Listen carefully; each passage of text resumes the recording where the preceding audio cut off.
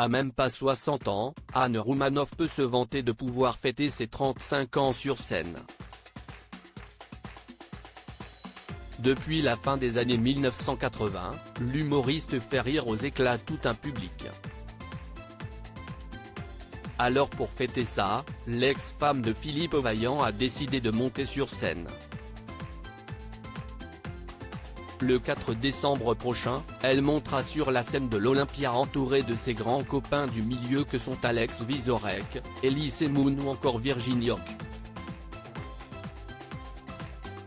Des retrouvailles suffisamment marquantes pour être soulignées, qu'Anne Roumanoff attend avec beaucoup d'impatience à l'approche des fêtes de Noël.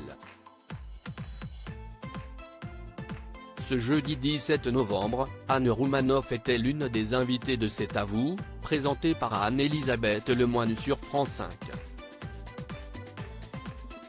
L'occasion rêvée de revenir sur ses années de carrière, sur son parcours sans faute et ses sketchs à succès, qu'elle reproduira dans quelques jours dans l'une des salles parisiennes les plus réputées.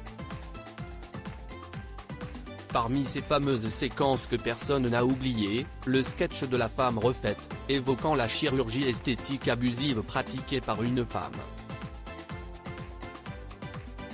Je ne veux pas en parler. En voyant débarquer son invitée, Anne-Elisabeth Lemoine a directement mis les pieds dans le plat en faisant le parallèle avec Anne Roumanoff. Certes, la maman d'Alice, 27 ans et Marie, 20 ans ne ressemble pas à toutes les candidates de télé-réalité que l'on voit partout ou à Jocelyn Wildenstein, surnommée la femme chat en Amérique, mais elle a elle aussi eu recours à la chirurgie esthétique.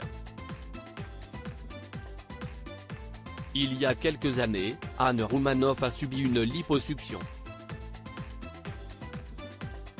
Si elle n'a pas évoqué sa fierté concernant les résultats, elle, en revanche, confirmait qu'elle ne gardait pas un super souvenir. La liposuction, vous dites, il vaut mieux arrêter de manger plutôt que de se faire liposucer, a lancé Anne-Elisabeth Lemoine à son invité. Cette dernière ne s'est pas fait prier pour répondre « J'ai fait ça, oui. Mais je ne veux pas en parler », a répondu Anne Roumanoff, le sourire gêné. Si elle ne le regrette pas, elle n'est toutefois pas certaine de recommencer un jour étant donné la douleur qu'elle a ressentie sur le moment, ça fait très mal.